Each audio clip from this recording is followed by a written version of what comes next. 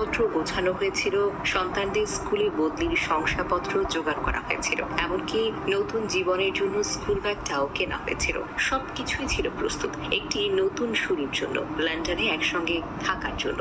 সকালে 5 জনের এই পরিবারটি এয়ার ইন্ডিয়া ফ্লাইট 171-এ উঠেছিলেন লন্ডনের উদ্দেশ্যে। বিমানে ওঠার আগে তারা একটি সেলফি তুলেছিলেন। প্রতীক, কমি, তাদের 9 বছরের মেয়ে এবং 4 বছরের যমজ ছেলেরা। সেই ছবিতে তাদের মুখে ছিল উচ্ছ্বাস, আনন্দ আর নতুন জীবনের প্রত্যাশা। ছবিটি আত্মীয়দের কাছে পাঠানো হয়েছিল যেন সবাই জানতে পারে তাদের নতুন যাত্রার কথা। কিন্তু কে জানতো এই সেলফিটি হবে তাদের শেষ স্মৃতি?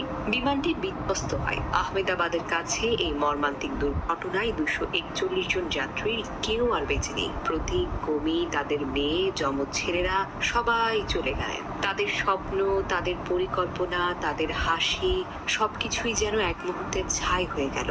প্রতীকের বাবা জেপি যোশী এখনো এই ক্ষতি মেনে নিতে পারছেন না। তিনি বলেন, সারা রাত আমার নাতি নাতনিরা আমার সঙ্গে শুয়েছিল। আমরা তাদের জন্য নতুন স্কুল ব্যাগ কিনে দিয়েছিলাম আর তারা সেই ব্যাগ নিয়ে হাতে নিয়ে ঘুমিয়ে পড়েছিল। বলেছিল এবার আমরা লন্ডনে পড়াশোনা করব। তার গলাটা কেঁপে ওঠে, চোখের জল আর ধরে রাখতে পারছে না। তিনি